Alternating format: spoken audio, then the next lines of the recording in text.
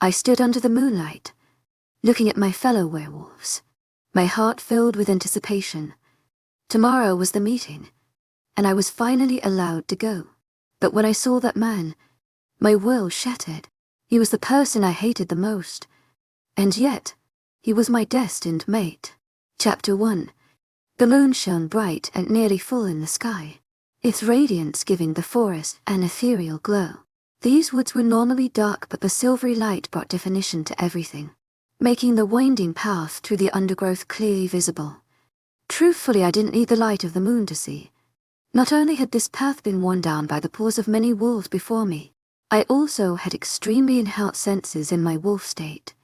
My paws thudded against the ground in time with my beating heart as I shot through the forest. To a human observer, I would just be a large silver blur shooting by. But there were no humans in these parts. Their natural instincts and fear of predators kept them away. Not that I had a particular inclination to feed on human flesh. It was forbidden by werewolf law. To my agent extraordinaire, Madeleine Nilban, heartfelt thanks for your unfailing clichés enthusiasm. Or it was supposed to be, but a predator. Indeed, I was at the top of the food chain, the odd stillness of the surrounding forest, devoid of animal life as they crawled away in their holes to hide, was evidence of that. Grinning a wolf grin, I finally slowed my pace to a quick walk. Now that I moved more slowly, my large paws made almost no noise on the thick bed of leaves below me. Although we looked like wolves, my kind was much larger and moved with an abnormal grace that natural wolves did not possess. All animals in the forest feared us, even the bears. A wolf even bigger than a lion could strike fear into almost anyone. I stopped my walk as I entered a clearing, sitting back on my haunches and gazing up at the moon. It would be full tomorrow. I could feel it. Everyone in my pack could. The full moon did something to us. It made us stronger, faster, wilder as the blood burned through our veins. Most full moons we ran free in the woods, my entire pack, yipping and chasing each other like pups. However, was the meeting. Thinking about it brought a strange mix of nervousness. To my agent extraordinaire, Madeleine Nilban, heartfelt thanks for your unfailing patience, enthusiasm, and determination. I had never been allowed to go to a meeting before, but I had been meeting my father and the beta for weeks, begging them to let me accompany them. I was pretty sure they were about to cave in at last. I was 19 years old. To my agent extraordinaire, Madeleine Nilban, heartfelt thanks for your unfailing patience, enthusiasm. I should be allowed to go. Almost everyone else had had a chance. Within my consciousness and my soul, I felt my wolf's agreement. She was even braver than I and far more stubborn. And she'd been wanting to go for years. I mentally reassured her that we'd find a way this time. The curiosity was nearly killing me. Skylar. I heard the voice through my mental link. Couldn't you let my father's tone? He wasn't the alpha of the pack, but he was well respected, being the pack doctor and all. He really could adopt the authoritative tone when he needed to. Coming, I replied irritably. My wolf and I wanted to run. I sounded a bit petulant, and wrinkled my snout, knowing he wouldn't like that. My father just sent an irritated noise through our mental link before closing it off, and I stood up, shaking out my thick silver coat before turning to head back to the pack. All of us could communicate telepathically when we were arrow wolf forms, but direct family members in the alpha, of course, could willingly communicate mentally whenever we wanted to. Even in human form, came in quite handy when one of my parents needed to shout at me. To my agent extraordinaire, Madeleine Nilban, heartfelt thanks for your unfailing patience, enthusiasm. Our communication abilities took more effort at a greater distance, and I could always raise my mental barriers to block my parents out. If I wanted to get an even worse lecture once, I lowered them again. Sighing, I trotted again through the undergrowth, mentally apologizing to my wolf. I knew she liked to stay in this form as long as she could, as she was more constrained when I was in my more human state. She grumbled a bit but subsided as we exited the thickest part of the woods and made our way to the set of houses sprawled across the large valley. At this distance, The pack village looked quiet and peaceful, lights winking in the otherwise impenetrable darkness. Every muscle in my body relaxed just looking at the tranquil scene. I was home. You shouldn't take off like that when you know I might need your help. My father scolded, though his eyes were fixated on the patient he was currently tending to. He was pressing a damp cloth against the small girl's forehead as she tossed and turned in her bed. Meanwhile, I stood in the corner. I loved to watch my father work, and I often helped out with the more menial tasks. I narrowed my eyes as I carefully observed. This seemed like a normal healing that my father had no need to use his affinity for. Pack-Doctor was something a wolf was born into. As they grew up, they would notice that they had an affinity, or a particularly strong connection to the life force of the world all around us. In times of need, they could utilize the Earth's energy to help with the healing process. It was a special and magical ability, and only 1 or 2 wolves in a pack could have the pack-Doctor affinity at one time, depending on if the doctor had a child. The affinity was usually genetic to the firstborn child. Usually, I winced as I thought about it. The majority of the time the gift would be inherited, but I had not received it. I was completely and utterly ordinary. It had been a source of great embarrassment for me for a long time, and I was sure my dad had been disappointed, but he never said anything. Others in the pack had made some cruel comments when I was younger before the Alpha put a stop to it. Some vestiges of the insecurity still linger to this day. Snapping out of my daze, I realized my father expected some sort of apology. To my agent extraordinaire, Madeline Nilben, pack.丨Wolves for your unfailing patience, enthusiasm. I needed to run, I muttered. Even to me, my apology wasn't very convincing. My father turned to me and sighed, running a hand through his thick hair, which was a shade of color identical to my own dark brown curls. I didn't tell your mother, he admitted, and I smiled slightly. My mom freaked out over almost anything. She had always been the high-strung type, which likely explained why we frequently butted heads. I was laid back and much less assertive. Thanks, I replied, idly drumming my fingers against each other so. I wanted to talk about what we were discussing earlier, I finally said, eyes on the ground. I sounded nervous, which I knew he wouldn't like, but I couldn't help that this was a sensitive conversation. Sighing yet again, my father returned his gaze to the sick patient as he pulled out a few instruments to examine her further. You've been bugging me for weeks, Skylar. I've been thinking about it. I discussed it with Jack. I couldn't help my lips from quirking up. Jack was our beta, one of my father's best friends, and he had always treated me well. This was a good sign. We finally decided to let you come to the meeting tomorrow, and the Alpha gave the all-clear after we told him. He finally mumbled, a bit begrudgingly. I could tell Jack had helped convince him. I took a deep breath, resisting the urge to jump up and down. Thank you. I promise I can handle myself. I'm 19. I know it's dangerous, but... His green eyes snapped to my face then, his countenance hardening as his jaw clenched. Not liking the expression, dangerous, he asked softly, Skylar, I know you're excited because you haven't gotten to go yet, but you're underestimating this. Dangerous is an understatement. The Black Mountains pack is. He trailed off, an expression of pure hatred flitting across his features. I could tell that my own expression had soured at the mention of our worst enemies. Unfortunately, while the Black Mountains pack was our greatest threat, they were the most powerful pack on this continent. They practically owned us and have for the last several years. Through threats and not idle threats, either bullying and fear-instilling tactics, they had already taken over a large amount of our land. We called these twice-a-year reunions with the Black Mountains pack meetings, but really, they were negotiations.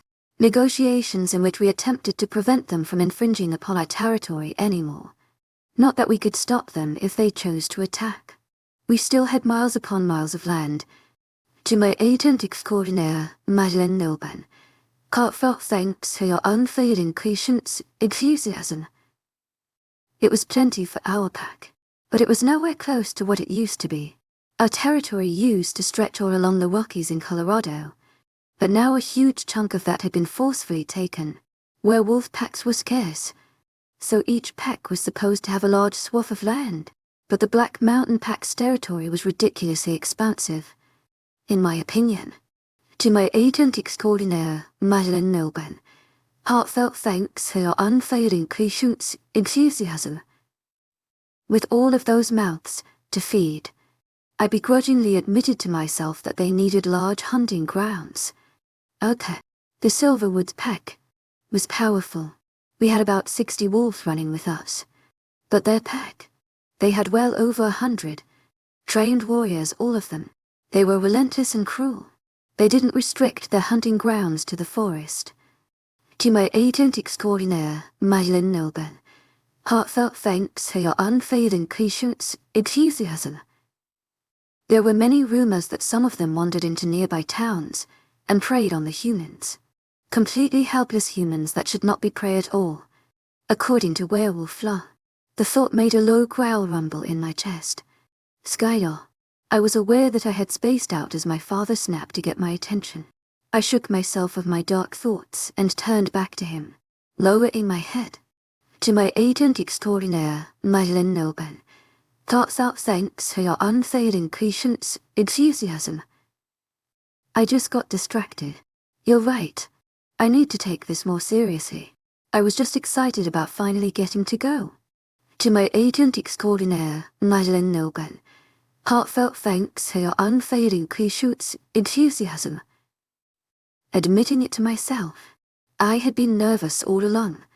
He nodded, understanding in his eyes. I know, but he trailed off, unsure what to say.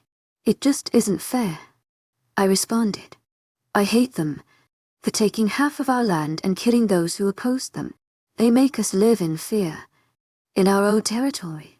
I hate them too. We all do, but we no match. My father said sadly.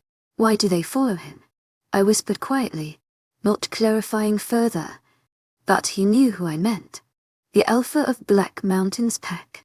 He was as relentless and horrible as they came, according to my fellow pack members that had been around him. His name was Gabriel, but I knew nobody called him that.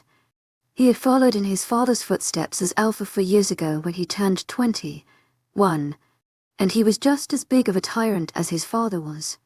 To my agent extraordinaire, Madeleine Nilben, heartfelt thanks for your unfailing patience, enthusiasm. Fortunately, it had been a couple years since the Black Mountains pack had outright killed anyone in my pack. They seemed to have eased up a bit on that tactic since Gabriel became the new alpha. There was a moment of silence before my father spoke again. They're scared of him, but it's more than that. He's powerful, intelligent, ruthless.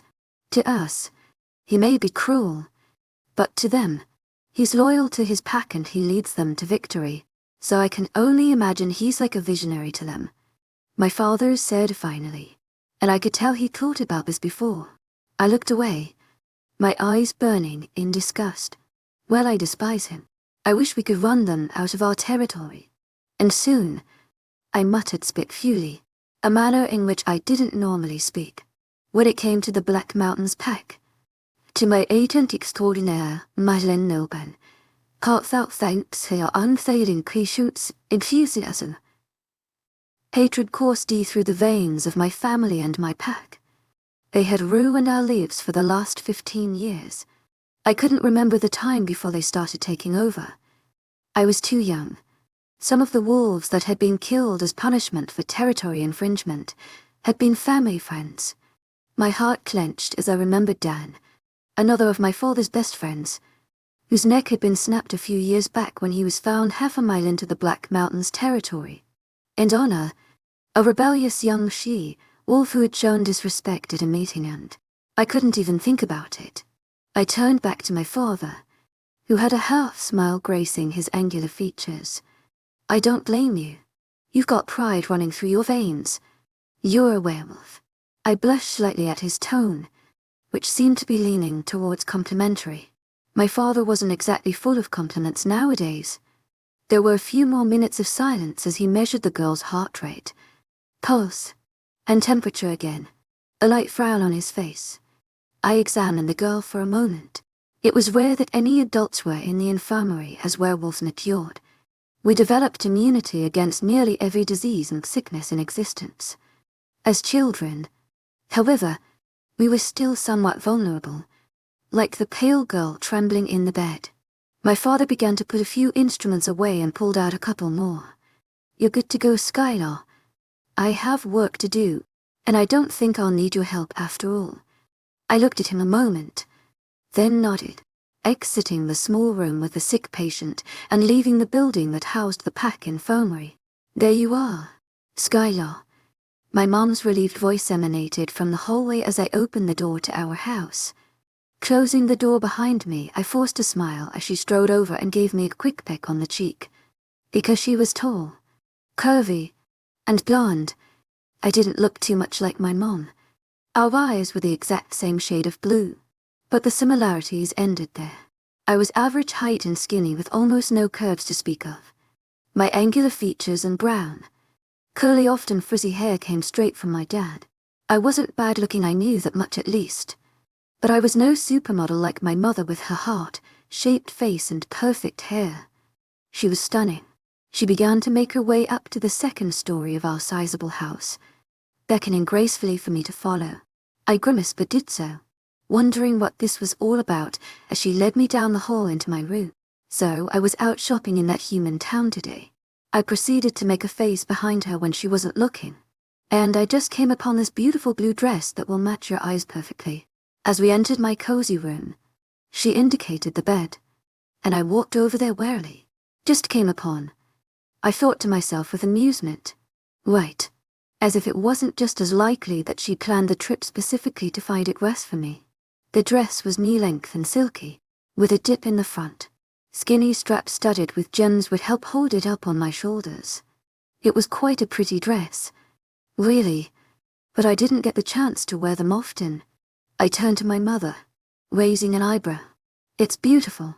Lol, when will I have the occasion to wear this?" I regretted my question immediately as my mom beamed a bright smile, eagerness plain in her expression. "Well, honey, you're 19 now." I could see where this was going, Mom. "And there are plenty of other packs around us with men you haven't met, Mom." I repeated, and I couldn't help but give her a wry expression. Other than the Black Mountains pack, we were quite far from any other werewolves. My mother just wanted an excuse to dress me up like a doll. Not that I minded dresses, but she was relentless about it. "Okay, perhaps there aren't a lot of others around, but still, you're over 18 and haven't met your mate yet. Don't you want something nice when you finally meet him?" I was getting uncomfortable now, my cheeks burning. I didn't want to think about the mate subject. "Skylar, you know werewolves usually find their mates within a couple years after turning 18. I want you to look presentable when the time comes." She finished impatiently as I sank down on my bed, putting my head in my hands. Not this again. Every month or so since I turned 18 my mom would get on the whole "oh, you can find your mate now" topic, while my father just stared at me with a mixture of nervousness and amusement. She would ramble on about how we'd find the perfect werewolf, the one that was born to be my other half. I knew everyone had a mate, although there was no telling why fate matched us up. Our inner wolves inside of us matured as we did, and as soon as they were old enough, they would recognize their mate, the ideal specimen with which to breed. Survival of the species was the priority. It was true what my mother was saying, that most wolves, although not all, mature enough at 18 to recognize their mate. I was within the prime age range to find mine. It was actually pretty rare for mates to find each other after their early 20s.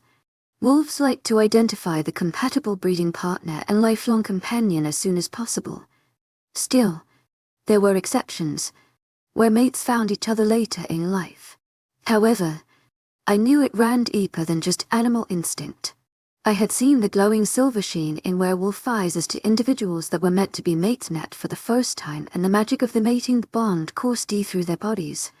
The two wolves put together by fate were destined to fall in love, to perfectly balance each other out, and, to my agent extraordinaire, Madeleine Noban, Heartfelt thanks for your unfading enthusiasm. Create the optimum bloodline. It was a beautiful thing, and everyone dreamed of finding their other half, for your soulmate was out there somewhere. I was just nervous, not completely ready, despite the fact that I was pretty sure my wolf had matured enough to recognize her mate when the time came. A werewolf learned their most innate qualities and weaknesses when they met their mate. A mate could see right down into your soul, and after the two mates marked each other, they could telepathically sense one another's thoughts and feelings. I didn't know if I was ready for that experience. Besides, I'd had very little experience with men, so it was still difficult to believe that someone could think of me as the center of the universe. Skylar, at least think about it. My mom's chipper voice brought me back to the present. Looking at her glowing expression, my parents were so happy together, and I was glad. But the opposite was true too. Someone that lost their mate never truly recovered. Part of their soul was gone and they were empty shells, only able to communicate with their lost mate during the first moon ceremony, which nobody understood except the wolves who participated. I hoped I was never put in that position. On top of that, there were a few werewolves that never even found their mate at all, and they were left half completed their whole life.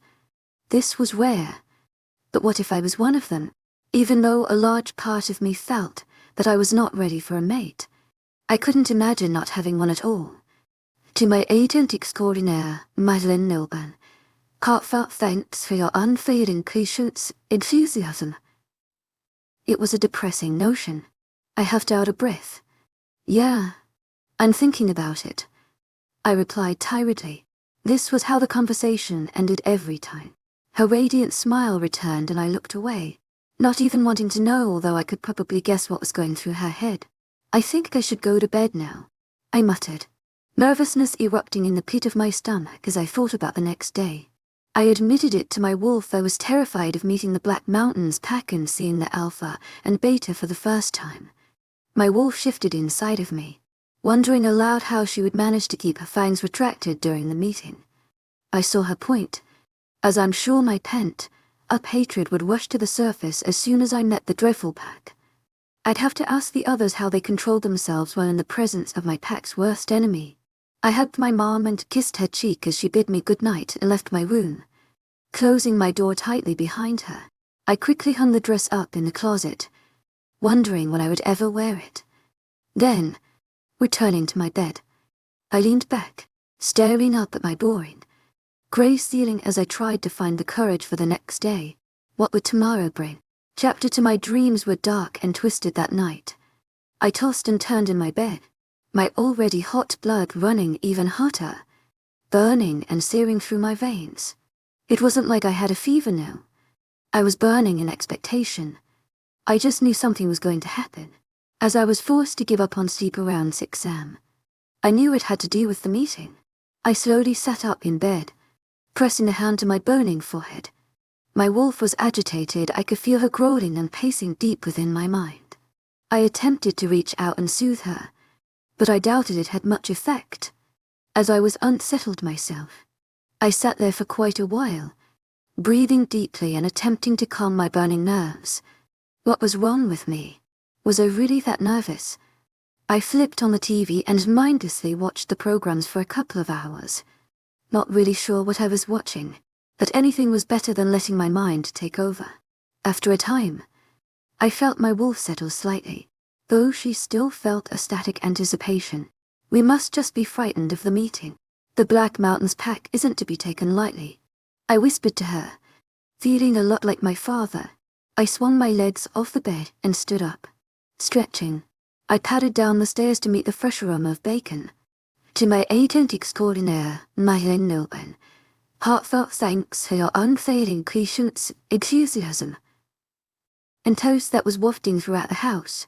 I grinned slightly. We would have a long run to get there by evening, as the meeting was at the far edge of our territory, and we needed all the energy we could get. Despite the fact that the Black Mountains pack had encroached upon so much of our land, it was still a vast amount of distance to travel until we reached the location of the meeting. It was a good thing we could run so much faster than normal wolves. My dad tossed a smile over his shoulder in my direction. I observed him as he cooked, stopping only to greet my mother as she came downstairs. I noticed the tense lines in my father's broad shoulders, and the way his movements were stiff. He was nervous, too, I could tell. Being pack doctor, he had to go. It was his obligation. Our pack doctors were trained in battle as healing, but it was a sign of extreme disrespect to attack one. My father was high, ranked in the pack and a good negotiator, but he needn't worry about being in danger unless the Black Mountains pack wished to insult all werewolves by attacking him. Then again, I thought as I chewed on my bacon, they didn't seem to care much about respecting our laws. They attacked humans.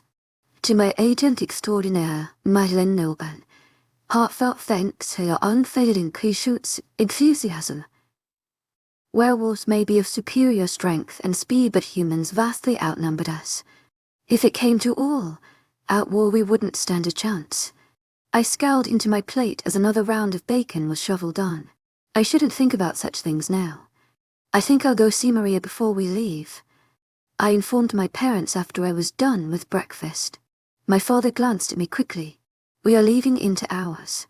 It will take us until after dark to get there. Even at our speed. With you going? There are 14 of us. I nodded, glad there would be so many of us, but not too many to leave the pack unprotected. It was necessary with Black Mountain's pack's superior numbers. I hurried upstairs and showered, putting on a fresh set of clothes and attempting to tame my frizzy, wayward hair before giving up and exiting the house. My best friend. To my agent extraordinaire, Madeleine Noban, heartfelt thanks for your unfailing patience, enthusiasm. Was the baker's daughter and lived several houses down in the valley. Her house was much larger than mine, being that she was of higher rank. It had never bothered me. To my agent extraordinaire, Madeleine Noban, heartfelt thanks for your unfailing patience, enthusiasm. As she didn't treat me any differently, unlike the Alpha's daughter. I growled under my breath at the thought, my wolf feeling a surge of irritation. My wolf didn't like me either. She took her rank very seriously, and was condescending to many wolves in our pack, except Maria. Oddly, I always wondered if Anne treated Maria more respectfully because the latter was the baker's daughter, or if Maria was just so nice that their personalities did not clash. Unfortunately, today was not my lucky day, for as Maria's mother greeted me and led me to her daughter's room, my sensitive nose picked up the dreaded scent there. I scowled, fighting back my irritation as I stood in the doorframe. The two looked up at me then, Maria with a friendly smile, Anne with a smile that held thinly veiled contempt. Maria had very dark hair and eyes with olive-toned skin. She was muscular and tall, unlike me, and was blonde and slender, though still taller than me, and her delicate and dazzling looks reminded me of my mother. Unlike my mother, she had quite a mean streak. Hey Maria. To my agent extraordinaire, Madeleine Noban, heartfelt thanks for your unfailing patience, enthusiasm. My voice sounded slightly different when I said her name, as much as I tried to hide it, and her eyes narrowed, noticing it. Unfortunately, I couldn't disrespect her outright, as she was the Elf's daughter Sky. Maria said excitedly, bouncing over to me. I heard that you're going to the meeting tonight. She knew how much I'd wanted to go. I smiled slightly, my nerves jumping into overdrive. Yeah, they decided to let me. They must have heard my heart rate increasing because it smirked slightly while an understanding look appeared in Maria's eyes. Maria indicated her blonde friend. It's Anne's first time, too, she said, trying to lighten the mood. Anne stood up smoothly. Fortunately, my father has been well preparing me for this for a while. Wouldn't want to go in scared, she said lightly, staring at me with a knowing expression. Her eyes flicked to Maria. I've got to go. Father will want me to help with the preparations. Higher up stuff. She tossed me one more look, this one with scarcely concealed dislike, before exiting the room, leaving me to scowl after her. She's just wonderful, I muttered under my breath. my fists clenching. Maria rested a hand on my shoulder. Ignore her. Let's watch TV until it's time to go. Smiling at her. I was grateful for the distraction and I eagerly lost myself in some crime show for the next hour and a half. Oh, the joy of running. Despite the sense of seriousness and nervousness that was pressing down on our group, I knew the wolf running beside me could also feel it. It was the full moon, and our senses felt even more alive than normal. Our wolves howling with joy within us.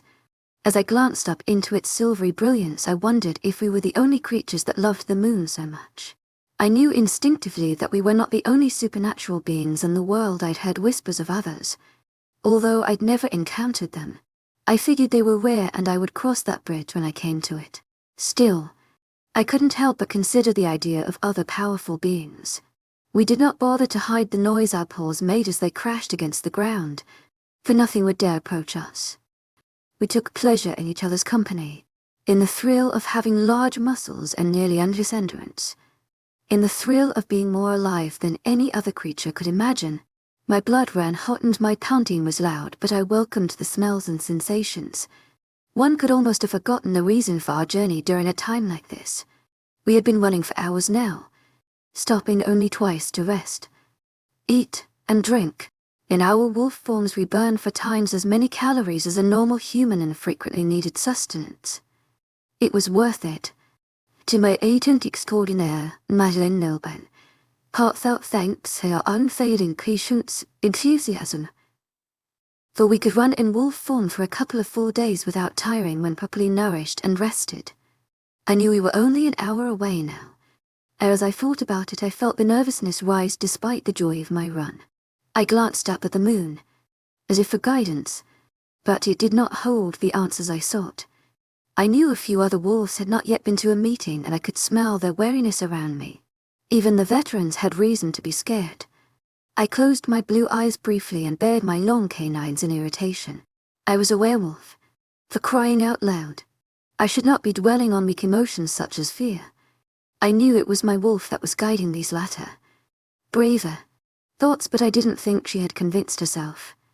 To my agent extraordinaire, Madeleine Nilben, heartfelt thanks for your unfailing patience, enthusiasm. I sighed and then turned my head, ears swiveling as a large brown wolf ran up to my side. It was Will, a pack member about my age and one of my best friends. I had a crush on him when I was younger due to his innocent, charming looks, but I had grown out of that phase and just considered him a friend, and a good one at that. I spent a lot of time with him and with Maria. They had never been cruel to any of the other wolves and had never thought it strange that I hadn't inherited my dad's affinity. I could never appreciate them enough. Will had his mouth open and his tongue hanging out in a wolf smile, and I returned the gesture. Nervous, he asked me. I wrinkled my snout. That obvious.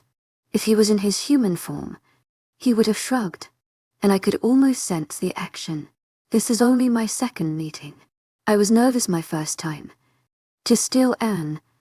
To my agent extraordinaire, Madeleine Nilben, heartfelt thanks for your unfailing patience, enthusiasm. My wolf noticed that his wolf grew slightly embarrassed at that admission. I made a huffing noise, amused, before quickly growing serious again. Is there anything in particular I should know? Any advice? Will's blue eyes narrowed thoughtfully for a moment, and the only sounds were our beating hearts and the thudding of paws. Be careful about eye contact. Be careful what you say. We're werewolves. And we're prideful. And it's in our nature to hold our own. I could sense my wolf's agreement and pride before he continued. But whether we want to admit it, they're more powerful than us. They're alpha. He trailed off, and I sensed a series of dark emotions flitting through him, as my wolf detected the fury of his. Yes, I prompted, shuddering at the thought of the dark looming figure. Truthfully, I had no idea what he looked like, but I'd heard he was huge and frightening. Pretty much fit his actions. Will's fear was palpable. I don't think he has a soul. When we made eye contact, there was so much rage, hatred. It was terrifying. He snarled at me and I wanted to turn and run. Werewolf or not, Surprisingly, his wolf was silent, and I was surprised that he would shoot down his own pride like that. The thought made tingles shoot up my spine, and it was not a pleasant sensation.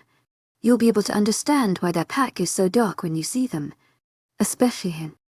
Just don't look at him. I don't know how Alpha does it. I nodded my head, accepting this. I wasn't planning on ogling the other clan. I wanted to observe what was going on, but I knew it would be safer to stay out of it. Will was continuing, and I snapped back to attention to catch his words. They say he doesn't have a mate. Not that he hasn't found one, that he doesn't have one at all. It would make sense why his soul is so fractured. Once again I shuddered. Sure, I wasn't ready for a mate, but knowing there wasn't anyone out there was something different entirely. Okay, new subject, I finally said, as my nerves were becoming explosive at this point. Shooting me another wolf grin. Will happily complied. We could smell them. Over a dozen wolves, gathered in a clearing a few miles up the path. Judging by a low howl that came from the distance, they had discovered our scent too. From the front of the pack, Alpha began to slow his pace. He was a dark grey wolf, larger than the rest of the pack, a deferred but great alpha. I liked him, except for the fact that his daughter was, well, horrible. I noticed her sleek form standing next to him, her fur even darker than his. All right, pack, it's time to stop and shift to our human forms, he instructed calmly. Both sides chose to appear in their human forms because they were less of a threat and less likely to violent outbursts. In the wolf form, our inner wolves were much more difficult to restrain from completely taking over our human side. While shifting in front of your own pack was common, it was considered inappropriate to show a bare body to a wolf from another pack, especially an enemy pack. Closing my eyes, I willed my human body back. I felt the dizzying and contracting sensation of fur and claws receding, my bones shifting and melding back into their original form. Originally the process had hurt, now it felt as natural as breathing. We always tied our clothes to our ankles before shifting, as the size increase in our ankles was less drastic between forms and it was a convenient way to bring clothes along. Quickly, each wolf began to dress. I swiftly maneuvered into my bra and panties, followed by a loose pair of pants and shirt. We very rarely wore shoes, unless venturing into human settlements. I turned to the others as they finished the process. Once we were all clothed, we faced Alpha. He was a large, muscular man with golden, brown hair and piercing hazel eyes that his daughter had inherited. To wear agent extraordinaire, Madeline Nilben. Heartfelt thanks for your unfailing patience, enthusiasm, he called out, and we nodded in unison. Through my erupting nervousness, I noticed Will's lanky figure come stand by my side. I smiled up at him, grateful for the reassurance. As a group, the 14 of us began a brisk walk down the path, moving much more quickly than humans would have been able to. As we approached, something began to tickle my nose. Frowning in confusion, I tilted my head and sniffed the air. Several different scents mingled in the air along with my packs, so it was hard to differentiate. But one in particular stood out. Well, that was strange. It smelled of musk and pine trees and spices, and I found it strangely alluring, drawing me towards it. I couldn't stop sniffing as we continued to approach. It was like all of my favorite scents rolled into one. After a moment, I noticed Will was looking at me strangely. What the hell are you doing? Eyes glimmering with amusement. I felt my pale cheeks flush and I instantly looked down. I don't know, I muttered truthfully. I decided to stop breathing so deeply, for the scent was incredibly intoxicating and distracting, and I couldn't fathom what would cause it. I heard the different voices before I saw them. My nervousness spiked and I heard heartbeats all around me increasing. I mentally chastised myself I couldn't let them smell my fear. We had to be strong and keep our pack formidable. I took a few deep calming breaths through my mouth and hoped the others would do the same. The voices of the Black Mountains pack were relaxed and amused, which was completely unexpected. Then again, they knew they'd be coming out of this ahead. We entered the clearing. It was bathed in bright silver moonlight. A small stream trickled nearby, and there were a few assorted rocks and boulders around the clearing, which was plenty big to hold all of us and more. In the middle was a slightly tall rock. I assumed that's where the Alpha would stand. I snarled inwardly thinking about it. And still, the intoxicating sex it pressed in all around me, that I couldn't think about that. There were more than a dozen Black Mountain's pack members scattered in a half-circle, and their hungry eyes were fixed on us. Some stood while some lounged on the boulders nearby. We spread apart slightly, forming our own half-circle. Alpha Brett taking a few steps forward while Jack, the beta, strode over to stand near him. My father, who had checked in with me numerous times during the journey, shot me a reassuring look before standing near the other two. I tried to relax slightly. I noticed Will standing close to me, and he briefly grabbed my hand and gave it a reassuring squeeze. I smiled up at him again. He really was a good friend to have. Slowly, forcing my heartbeat to slow down through my controlled breathing, I turned back to observe the Black Mountain's pack. I'll admit, I was curious what they were like.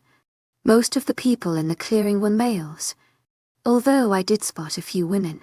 They all were very tall and muscular, with a hard glint in their eyes. Almost every single one had one or multiple visible scars on their tan skin. They looked like they could weather any hardship thrown at them. The smirks on their faces, combined with their menacing stunts, proved that they had absolutely no fear of us. And why should they? I thought bitterly. They could wipe us out by sheer numbers. Will leaned in close to my ear, his voice barely a whisper so they wouldn't hear, as they were only about 30 feet from us. I don't see the Alpha or Beta. He trailed off as suddenly. In one motion, the Black Mountain's pack stood up and straightened, looking at attention. Their eyes were wary but respectful, and their posture was stiff, which could only mean their Alpha was approaching. Footsteps came from the trees from behind them, and two men emerged. I was forced to hold my breath as the intoxicating scent became overpowering, which left me furrowing my brow in confusion. I couldn't focus on it for long. To my agent extraordinaire, Madeleine Nobel, heartfelt thanks for your unfailing patience, enthusiasm. As I honed in on the Alpha and Beta, the Beta alone was as big as Alpha Brett, but he paled in comparison to their Alpha. Gabriel, I remember hearing. He had to be several inches over 6 feet tall, and even from this distance I could tell he was built of solid muscle. It was as if his body was carved from stone. He wore a tight shirt, which further displayed his musculature, and I could see several visible scars. His hair was as dark as midnight and tousled. Really a good look on him, but I couldn't think of it in an admirable way knowing who he was. He had high cheekbones and a strong jawline. If it were anybody else, I would have been dazzled at just how stunningly attractive this werewolf was. He looked almost surreal. The moonlight reflected off of his taut muscles and gave him a nearly unearthly glow, and I hoped I didn't look like I was drooling over the monster. I was expecting to feel a rush of hatred from my wolf upon seeing him for the first time. But instead, my stomach clenched in a strange way, and I felt fear strike me as I quickly looked at the ground. Glad he hadn't looked our way and caught me staring. My wolf was oddly silent, withdrawn, and I could tell something was wrong by the tension that crackled within me. What the hell was going on? My breaths came rapidly, but I forced myself to stare at the ground, grateful when Will took my hand again. I heard the Alpha address his pack and then climb onto the rock. I peeked up just enough to look at his pack, forcefully keeping my eyes from him, remembering Will's warning. The Boucher was standing by the rock. He had chocolate skin and a shaved head, his eyes regarding us coldly. Then the Alpha spoke. His voice was a very deep timbre and incredibly husky. I swallowed hard, feeling my knees turn to jelly and a strange mix of fear and something else stir within me. I was a whirlwind of emotion and couldn't figure out what was going on. I had to brace myself against Will, who thankfully just assumed I was terrified and wrapped his arm around me, holding me close. That was it, right? I was just terrified. I hated and despised this man after all, and he was incredibly imposing. All of this emotion was just building up. He began to address us formally, about how this was a ritual and it was our duty to negotiate and such. but I couldn't listen to his words. I was too distracted by the sound of his voice. My various emotions were derailing my coherent thought, and I was unsuccessfully trying to encourage my wolf to come out of her dazed state. But to no avail. I glanced up at his pack. They were staring up at him with admiration written plain on their faces. So my father had been right. To my agent extraordinaire, Madeleine Nilben, heartfelt thanks for your unfailing patience, enthusiasm. He was a visionary to them, and we despised all of them. I continued to look around the clearing as he spoke. Anything but focus on the alpha. For something was seriously wrong with me, and I had to just pretend he wasn't there. I had to stare at something else. So I resolved to deliberately avoid glancing anywhere near him, instead focusing on inanimate objects around the clearing. To my agent extraordinaire, Madeleine Nilben, heartfelt thanks for your unfailing patience, enthusiasm. To my agent extraordinaire, Madeleine Nilben, heartfelt thanks for your unfailing patience, enthusiasm. Anything. I began to mindlessly count the trees, aware how stupid it was. As the minutes passed by, I just knew that I couldn't look at the alpha on the rock. Hopefully he wouldn't notice my inattention. I figured it was safer to space out during the meeting than lose my mind by staring at his perfection again. I could figure out what the hell was wrong with me later. Another minute or two trickled by. I began to scuffle quietly at the grass beneath my feet. I felt Will glance at me once or twice, clearly confused by my lack of interest as the meeting continued. I vowed to explain everything to him later when I had figured it out myself. I just couldn't look up at the Alpha's rock right now.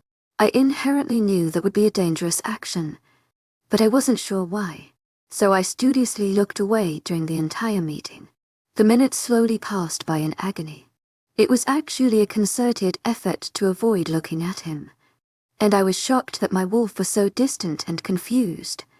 I clenched my fists, immensely uncomfortable, still trying to ignore the compelling scent. I dimly registered Alpha Brett's voice as they discussed something, and sensed an angry ripple run through my pack. The feeling of static anger snapped me to attention. I shifted my gaze to Alpha Brett. His face was darkly angry as he stared up at Gobby Alpha. We have given you everything you wanted. We have showed you the utmost respect, Alpha Brett began, his authoritative voice ringing out towards the Black Mountains pack, but the other Alpha cut him off. The utmost respect. The hint of a snarl in his voice. I was listening to him this time, and the sound of his gravelly voice again made me shudder, though it wasn't entirely unpleasant. What the hell was I doing? My wolf had made an odd noise deep in her chest at his husky snarl, and I forcefully pushed her to quiet down. You say you respect us? Gabriel continued, voice steady. Yet one of your pack members has not been paying attention to anything we have been saying so far this meeting. Her deliberate disinterest is a direct insult to this meeting. My heart froze. Everybody in the clearing froze. I could sense their confusion. My gaze quickly dropped to the ground as I took a shaky breath, trying not to shiver in horror. I felt his burning gaze on me. I didn't know how, but I somehow knew that Gabriel. Why the hell was I calling him that was staring me down? Slowly, my packmates turned to face me. I couldn't look up. I wouldn't look up. My wolf was whimpering deep within me, though I couldn't interpret her tone. Something was telling me to look up at him, but I was too horrified and stunned to move.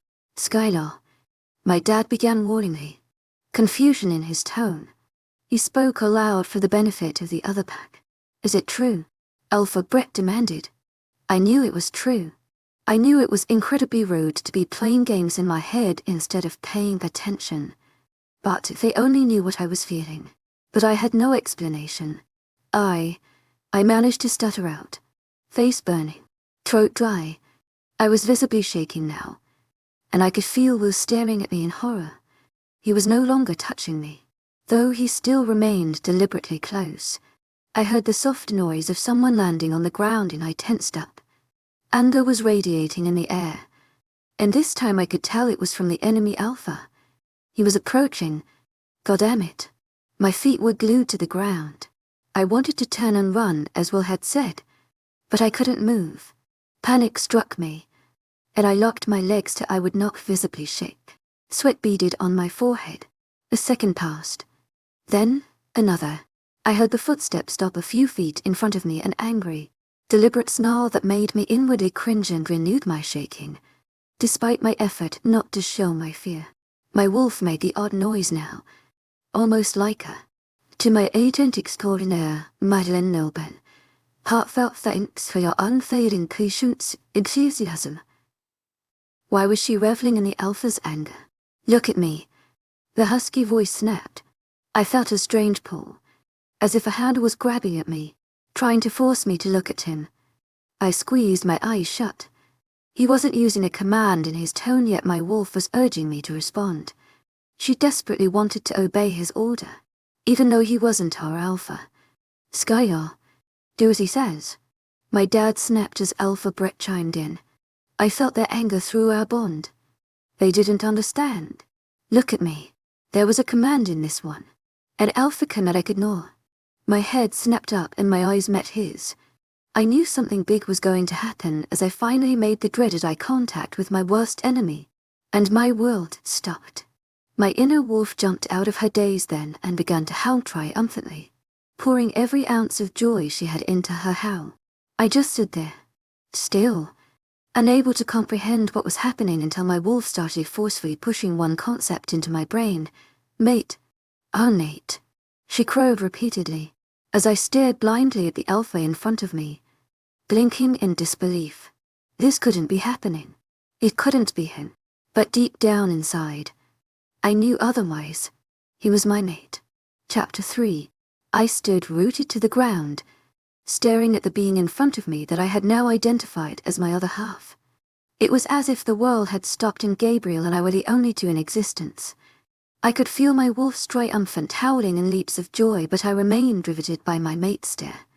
His eyes were so incredibly dark that they were nearly black, matching the color of his hair and contributing to his intimidating appearance. Yet, in this moment, I could read every expression on his face. I saw shock and disbelief that were so strong that they completely overshadowed any other emotions in his gaze. His mouth was slightly open as if he had been about to say something when he realized who I was. The recognition was definitely there, as I knew it would be, but the strength of his disbelief was astounding to me. He was beautiful, perfect, a god-like creature that was unrivaled.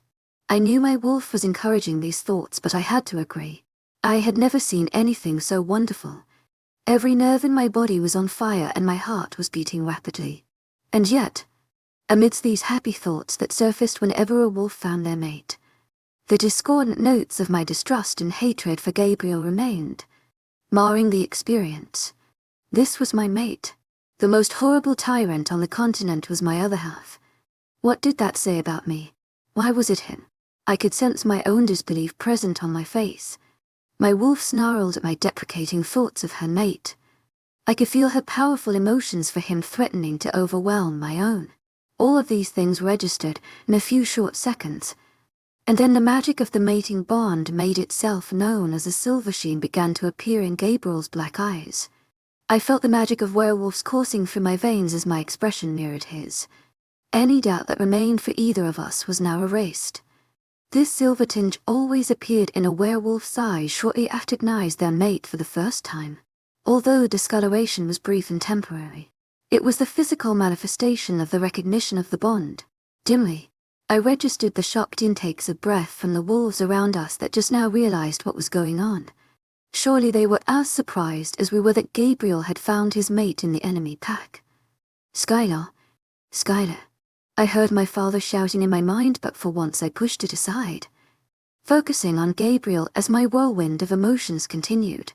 I immediately set up a mental barrier so I wouldn't hear the distracting voices of my pack members. It was too much right now.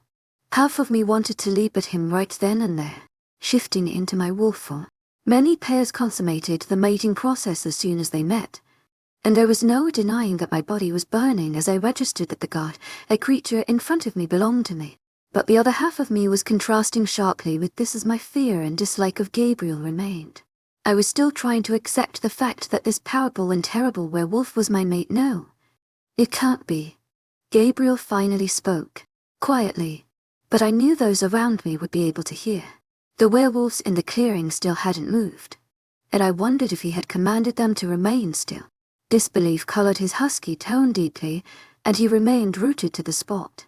A strange expression lingered in the depths of his eyes now. It was something almost akin to awe. I noticed that he was trembling slightly, and I wondered if he was restraining his wolf. The alpha mating pull was stronger than a normal one, and I had to admire his self-restraint. No self-restraint. My wolf articulated in my mind as she pushed lustful impulses into me. I shook as I resisted my urges. No, I couldn't do it now. I still felt my intense dislike for him despite my simultaneous desire to let him claim me.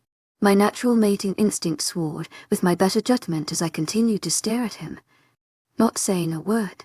It was as if I was completely divided in half, and I felt a slight ache in my chest as I continued to resist my natural urge to approach him. I was about to lose control. My wolf was snarling at me. I had to get out now. I knew it was cowardly and pathetic, but I needed to think, and I couldn't with my mate so close. If I joined with Gabriel now, I would be turning against my family and my pack, and I couldn't do that. I couldn't trust my own judgment so close to him. I knew that running away might insult him, but either rejecting him on the spot or claiming him would be so much worse in this moment. I had to get out of here. With every ounce of mental force in my mind, I roughly shoved my wolf's impulses to the back of my conscience and wrenched my gaze from Gabriel's. His scent still imposed upon my senses, but I was free of his black eyes now. It had to be now, before I did something I may regret later. I had to think clearly and remember what a horrible creature he was. My human side wanted to reject him, which would probably make him snap and take it out on my pack. My wolf wanted him as hers, and she wanted to claim him, which would effectively result in my betrayal of my own pack. How could I make that decision in an instant? With that thought powering me on, I knew I had to get some distance away from Gabri, the alpha. I couldn't shift to wolf form or my wolf would take over. I forced my feet to move and utilized my werewolf speed to dash away from Gabriel and the rest of the pack, heading towards the woods. The branches and leaves whizzed by as I entered the fringe, part of me hoping he would follow and the other half praying he wouldn't. I felt a strangled sound escape my throat as I defied nature and ran away from my mate. Despite my hatred, I felt a sharp pang in my chest and I clutched it as I sped through the trees. It felt like part of me was pulling out of my chest as I left him behind. My wolf was howling her fury and grief in the back of my mind. You're a coward. You left our mate. Our mate.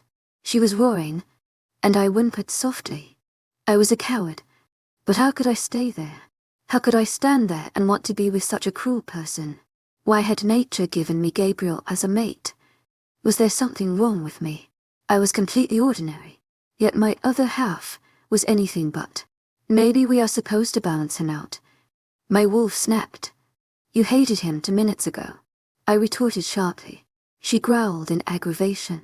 I panted as my frantic run continued, thorns ripping at my skin as I paid no heed to obstacles around me, bursting through in a crazed fashion. Inside I cowered and winced at the pain. The bond wasn't being broken, but putting distance between you and your mate after your first meeting wasn't supposed to happen.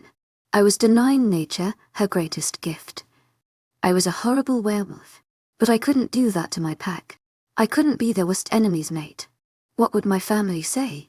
Did Gabriel even want me? He had been resisting the urge to shift and claim.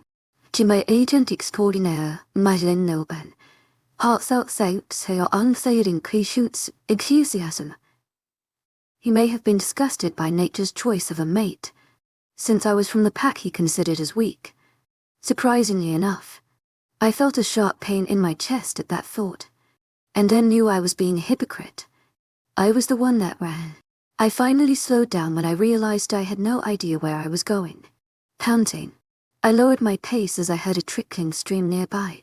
I knew I would be easy to track, and was unsure if I should cross here. I could now think more clearly despite the pain in my chest and my wolf's growls in my mind. She was angry, but she'd adjust. She would have to. Why did you leave him? His wolf wanted us. She whined, her sadness clouding her tone and almost completely masking the anger that simmered underneath. What did you want me to do? Before we saw him. You hated him. I snapped in reply. But he's ours. His wolf too. We can't abandon our mate. We can't abandon our pack or our family. To my agent extraordinaire, Mayen Nilben. Heartfelt thanks for your unfailing clichés, enthusiasm. I replied angrily. My wolf huffed in frustration. Knowing how stubborn I could be once I made a decision, she knew that I wouldn't be returning to the meeting tonight. I entered the cool waters of the stream, grateful that I was barefoot as my toes sank into the mud. It was crisp but refreshing, and I hoped it would throw anyone off of the trail. I couldn't have anyone coming to retrieve me until I was ready. Especially not him. I wouldn't know how to handle myself if I saw Gabriel again. I began to walk downstream, attempting to avoid the rocks that jutted out from the bottom. I knew I couldn't stay out here. Technically, it was near the border of the two packs' territory, but it wouldn't exactly be safe sleeping this close to the Black Mountains pack's land. They were known to attack without provocation. Then again, I was their alpha's mate now. I shuddered thinking about it. What would Gabriel do if his mate was attacked? Will had said that the alpha had no soul, partially because he didn't have a mate. Now that he found me, would he act differently? I brushed the question aside. I hadn't even decided what to do about that yet. If I accepted him as my mate, I would go live with him and become the Luna. The thought of that made me snort. Me, a Luna? I was a pretty decent fighter, but I didn't have the authoritative nature for that sort of thing. Nature deemed us worthy of being his mate. You don't know what you're capable of. My wolf replied. I ignored her. I glanced around the moonlit forest and sniffed the air a few times. I had never been to this part of the woods before. I knew now that I needed to get back to familiar territory, but I wasn't quite sure which direction I was heading. My pack's territory and home was set in an ideal location. A circular valley almost completely surrounded by some of the largest and most formidable of the Rocky Mountains. At the south end of the valley was a break between mountains, the main exit in and out of the valley. Our territory had once stretched beyond the valley but now was constrained. The meeting was held in the dense forest between the mountains at the valley's entrance. If one continued on out of the valley, the forested terrain became rockier and much harder to traverse. Further on were high cliffs with rolling hills interspersed. This area was partly inset with some of the highest mountains in the range, which we werewolves had deemed the Black Mountains. This gigantic area was the territory of our worst enemies. Past the rock crags, the ground gently sloped down into rolling plains as one approached human territory. The Black Mountains pack had captured this area too. There was supposedly a smaller werewolf pack as one continued south past the ridge of Black Mountains, but from what we understood, the pack was also under the dominion of the Black Mountains pack. Like us, they were forced to give up their land, and did not fight back because it was home. Werewolf packs clustered together, but the clusters themselves were far apart. I didn't know of any other werewolf packs within hundreds of miles. And, of course, our valley was our perfect home. We had mountains at our back to defend us from invasion, and there was only one way in. That's why the Black Mountain pack wanted our land so badly. I scowled, kicking a pebble as I continued down the stream. My mate was the same wolf trying to take away our home. Just my luck. I attempted to focus on the task at hand instead of moping. Getting home was more important. My wolf senses had told me that I was currently heading west, and I knew I would need to exit the stream and head north soon to get back to the valley. If the terrain grew too rough, I knew I was dangerously close to leaving the valley. As I continued my trek, I couldn't help but notice a growing pressure on my mental barrier. I knew it was my other pack members attempting to speak to me. If I were in wolf form, the alpha would have no trouble breaking down my mental barriers. But, in human form at this great of a distance, Alpha Brett would have to use considerably powerful alpha command to do so. I assumed that because it was still silent in my head they were at least making some attempt to respect my space. Still, my father must be worried sick. I could at least inform him where I was. Sighing, I tentatively lowered my mental barrier. Instantly, I felt the alphas in my father's mental presence slam into my brain and I winced. Skylar, where the hell are you? My father spoke first. Surprisingly, I could sense Alpha Brett, too, although his presence wasn't simmering with anger like my father's. I had to get out of there. Dad, I had to think. You didn't think to at least warn us first. He was still shouting. Alexander, calm down. We were all surprised at the events. That was Alpha Brett, attempting to soothe my father. That's putting it lightly. My father snapped. It wasn't your daughter that found out that Alpha is her mate. What the hell do we do now? It isn't completely up to us. That's Skylar's decision. I'm assuming you ran off to clear your mind. I ran into the wood. I'm in a stream now. I didn't want to be. I quickly added before my father could retort. Skylar. Alpha Brett began, and there was something in his tone I didn't like. What? I replied tentatively. There's a reason we've been trying to get your attention. My father replied, speaking over Alpha Brett. If it were any other situation, it would be considered especially rude to treat an alpha like that, but I figured these were extenuating circumstances. If you hadn't ignored us for so long, we could have warned you sooner. Warned me about what? I replied with a tinge of irritation, growing impatient. He's coming after you. Gabriel. He told his beta to take over the meeting and left a few minutes after you. I'm assuming he hasn't found you yet because you're hiding your scent, but I didn't hear anything he said after that. My blood had gone cold, and my stomach was churning in a mixture of dread and anticipation. My wolf was making her presence known again through triumphant yips, but I could only freeze mid-step as the water of the stream rushed around me. What do I do? I replied weakly, my voice thick with conflicting emotions. That's up to you. We can't help you, Skylar. Gabriel commanded us to stay here. Not even I can ignore his alpha command. Brett's voice was thick with worry and shame. I was abruptly confused. How could an alpha use a command on another alpha? It shouldn't be possible. I had never heard of such a thing. I thought all along that Brett was being polite by obeying Gabriel, but it appeared he had no choice. I couldn't dwell on it. Shit. Not caring that my father was listening, I left because I don't know what to do. My wolf already wants him. I practically wailed, panic rising in my chest. Skylar, calm down. I know the situation isn't ideal, but you can't panic. He knows where to find you, so it wouldn't matter if he got away. Alpha Brett said, and he still sounded tense. He's your mate. My father's voice seemed very strained when he said that. And mates don't hurt each other. You must talk with him sometime. You can't ignore your mate, no matter how horrible he is. I felt my wolf snarl in anger at the insult to her mate, but I was too distracted to notice. I tilted my head into the air and took a deep whiff, digging through all of the scents. Sure enough, I caught a faint trace of Gabriel's intriguing aroma. He was hot on my trail. I knew I couldn't run. Not again. I wasn't ready to deal with this now, but better here than in front of the pack. I couldn't let Gabriel know just how terrified I was of this whole situation, even though my heart was threatening to burst out of my chest. To my agent extraordinaire, Madeline Noble, heartfelt thanks for your unfailing patience, enthusiasm. I can do this, but I have to talk with him alone. It's too confusing with other voices in my head. I finally said after a minute of silence, Are you sure? Feeling my father's reluctance but Alpha Brett's reassurance. I have to be sure of it. I can't make him angry, or others could be hurt.